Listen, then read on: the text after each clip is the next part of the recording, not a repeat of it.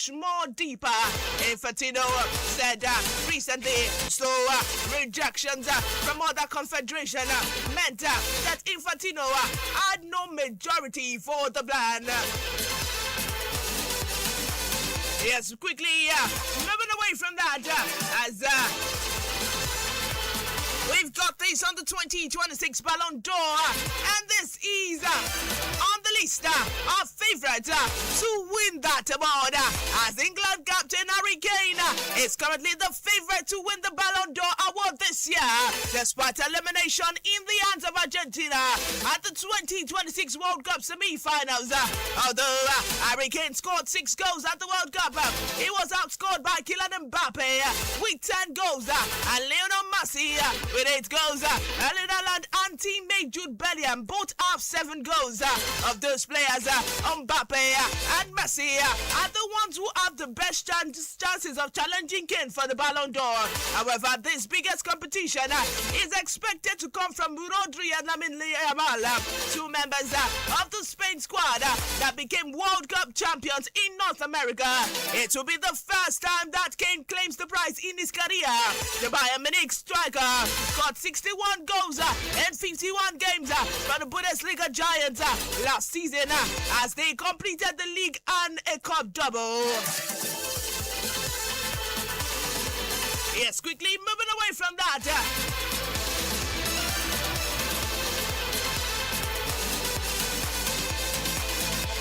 Well, we've got these on the Waffle B on the 20, and we know this is coming from Nigerian Flying Eagles.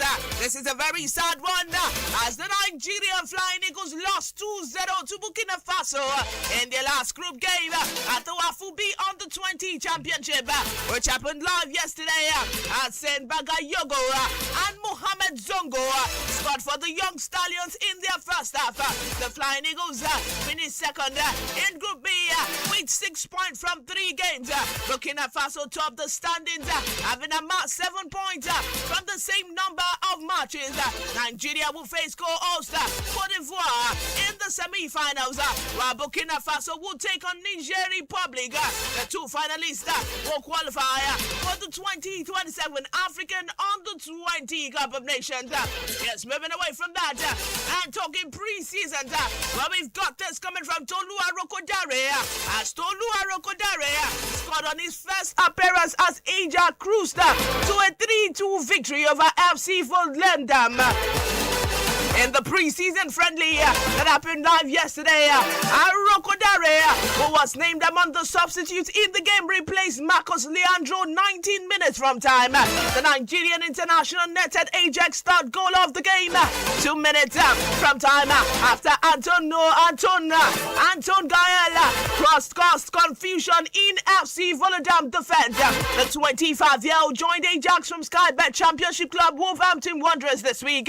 Ajax have the option to make the deal permanent at the end of the season. Arokodare will also look to make a big impression on Ajax and earn a starting bet in the 2026-2027 season. Yes, and I'm moving away from that.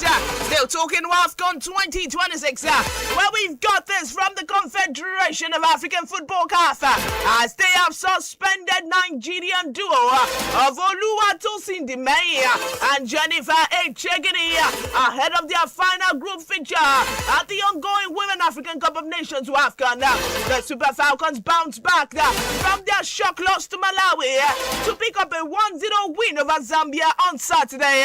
They will now face Egypt in their last Group C game, hoping to qualify for the knockout stage. However, the Maya and Echegiri will both miss that decisive clash due to a disciplinary incident in the match against Zambia. The Maya was shown a straight red card in the 40th minute for bringing down Baba Banda as the striker raced through on goal. While Echegini was also given a yellow card, which is our second booking of the tournament, and CAF disciplinary rules triggered an automatic 1-match suspension.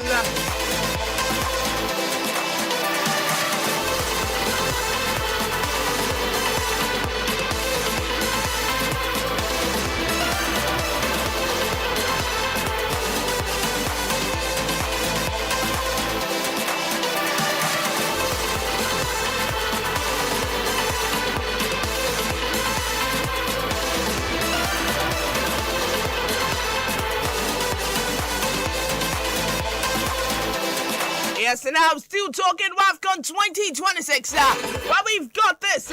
Michelle Alozie, who was named, she was named player of the match following the Nigerian Super Falcons 1-0 victory over the Copper Queens of Zambia that happened live on Saturday night. Justin Madugu's side revived their hopes of sealing a place in the quarterfinals following the hard-earned victory. Veteran striker Ashija Oshola netted the winning goal in the 8th minute. And Lozier put up an impressive performance for the Super Falcons in the keenly contested encounter. The defender, who started the game in a natural right-back position, was later deployed at the left-back in the second half. The Super Falcons will now confront the Cleopatra of Egypt in their last group game that is going to be happening live on Wednesday night. Yes, and now quickly moving away from that, moving to the transfer scene, where I've got this amazing one. And this is coming. This is on Vinicus Jr. as Real Madrid manager Jose Mourinho will not be able to stop Vinicus Jr. from leaving the La Liga club this summer. According to recent reports, only club president Florentino Perez holds the power over Vinicus' future at the Bernabeu.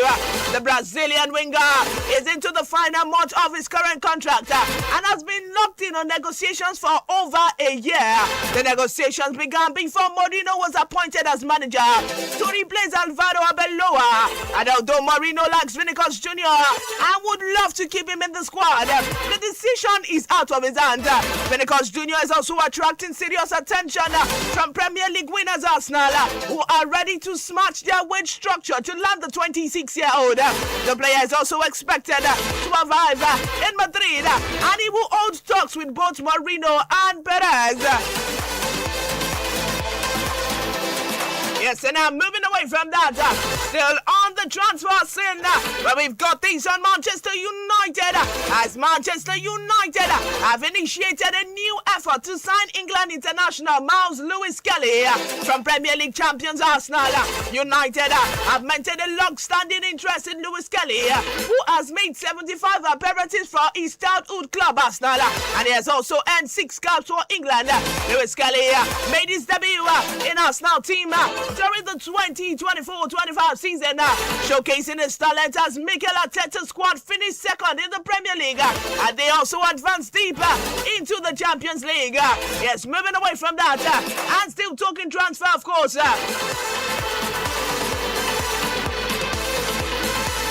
Well, we've got this on Bundesliga club Eintracht Frankfurt, as they have completed the signing of Super Eagle midfielder Rafael Onyedika, who joined the former UEFA Europa League champions from the Belgian Pro League giant Club Brugge, signed a contract until June 30, 2031. The Nigerian has been assigned jersey number 25 by his new club. The 25-year-old spent 4 years at Club Brugge following his arrival at the club from the Danish outfit FC Midtjylland in 2022. Across the competition, the defensive midfielder played a total of 183 matches for Club Brugge. In these matches, Onyedika scored 9 times and provided 6 assists. Onyedika has also won the Belgian Cup twice during his time at Blauw-Zwart, and also lifted the Belgian club and won the Super Cup.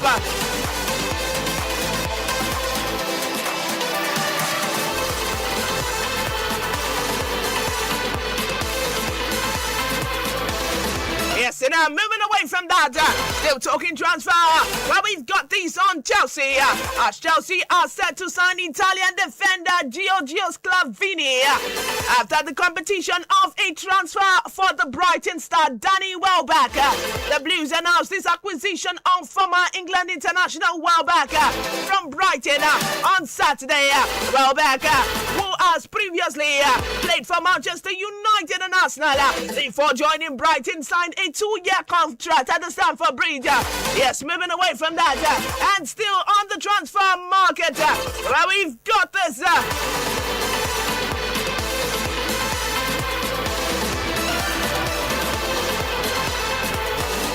Yes, we've we've got this on Pedro Neto as Chelsea have reportedly put a 70 million euro price tag on winger Pedro Neto. Neto has been linked with Manchester City and AC Milan this summer transfer window. According to recent reports, Chelsea will only sell the 26-year-old if they receive an offer in the region of 70 million euros before the transfer deadline. Neto had a difficult campaign at Chelsea last season, scoring 5 goals and providing 6 assists in the Premier League. The Portugal international was coached by Manchester City manager Enzo Maresca during the Italian time at the Stamford Bridge. Neto joined Chelsea in a deal worth around 51 million euros in 2024. We are still talking transfer. Well, we've got these on Galatasaray's Victor Osimhen as Galatasaray have rejected a 60 million euro offer from Premier League club Tottenham Hotspur for their top striker Victor Osimhen. Osimhen could leave Turkey this summer transfer window, with multiple clubs interested in the Nigerian international. It is yet to be seen if Tottenham will come back with an improved offer for Osimhen before the summer transfer window closes. Osimhen will join Galatasaray from Syria side Napoli, and he also helped them to win back-to-back Turkish Super League titles last season. He has enjoyed a brilliant campaign last season, scoring 22 goals and providing 8 assists in 33 appearances across all competitions for Galatasaray.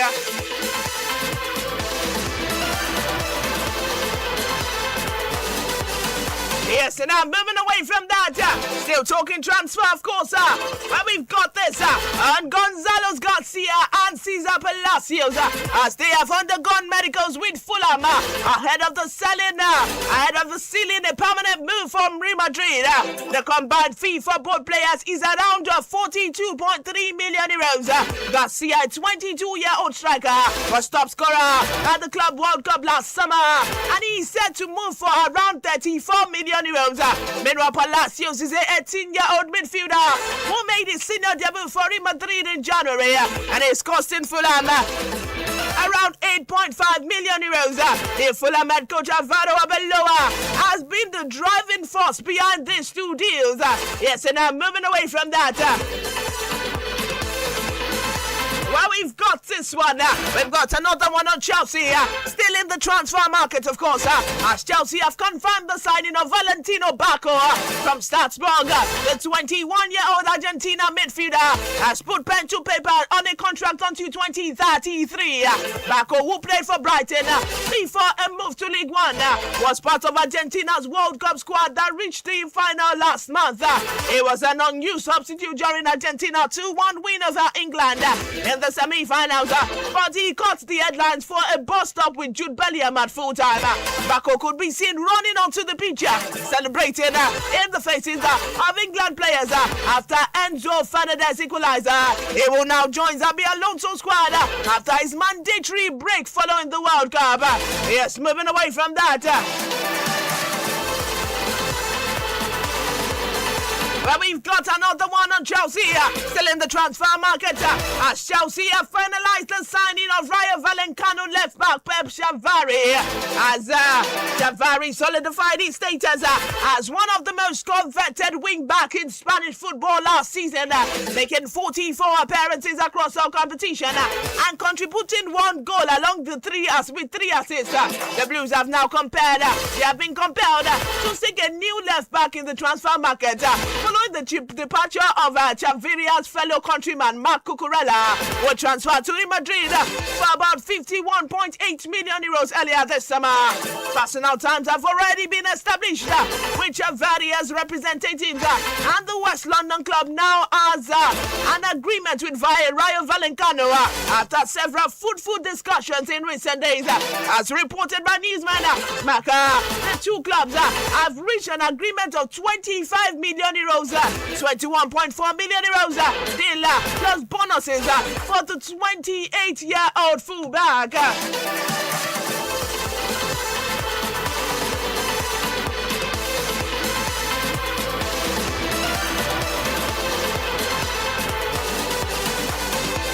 Yes, and now moving straight to the NNL, where we've got this on Eko United. As the Nigerian National League side, Eko United on the verge of appointing Oladuni Oyekale as their head coach. A deal for the veteran tactician is reportedly in an advanced stage.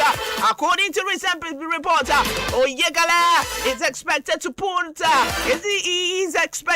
a pen to paper with the club later in the week. He last managed Dragon FC in the Benin Republic. Oyekale will also be tasked with assembling a competitive squad to compete for promotion next season. He has managed clubs like Crown FC and Gombe United in the past.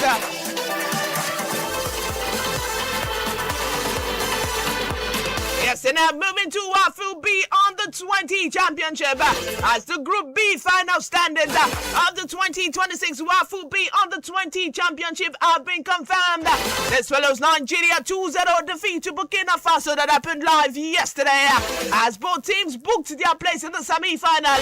Burkina Faso finished top of the group with 7 points after 2 wins and 1 draw. The impressive 2-0 win against Nigeria on the final match, they secured first place.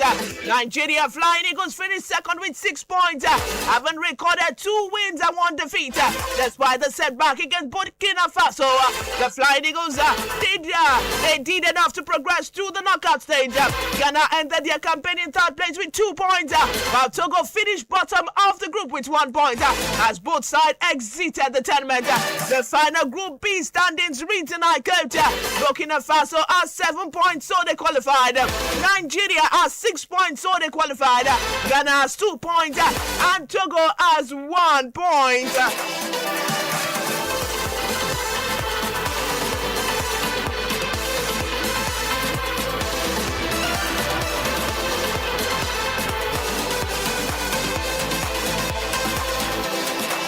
Yes, and quickly, let's open the phone lines. If you have any comments as regards the transfer market and who you think needs more players, you can call us. And if you want to congratulate the Super Falcons on their victory against Zambia that have been live on Saturday night, you can call us. The number to call is 08165524699. 08165524699. If you want to talk about the transfer market and who you think, which club you think, if you want your club to sign a player, let us know on the program this morning. And if you also want to congratulate the Nigerian squad, that is the Super Falcons of Nigeria, on their win against Zambia. The number to call is 08165524699.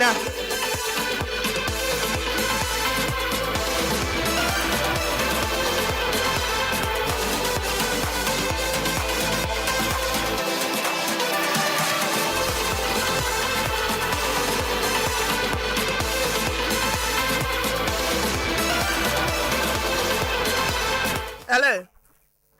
Hello, ma. Yes, good morning, sir. Good morning, ma. Yes, sir. Yes, ma. Yes, sir. This is Daudi Israel. How are you doing, sir? I'm fine, ma. Okay, sir. So let's have your comments as regards the match between the WAFCON that happened live on Saturday. You know, I called earlier on Saturday and I told you that it must be a must-win to them. Yeah. I was very grateful that they were able to grant out that narrow 1-0 win. Yes, so it was a narrow win. Yeah. Because I was surprised that they gave one of our guests a red card. Yeah. Because I did not watch the match, but I had it in the news yesterday, another station. Yeah. So you see, so now this is the calculation now. They must win their last game with 4 goals.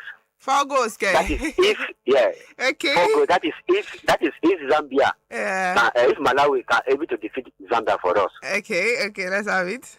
Okay. Then on the other side, they have to win 2 again.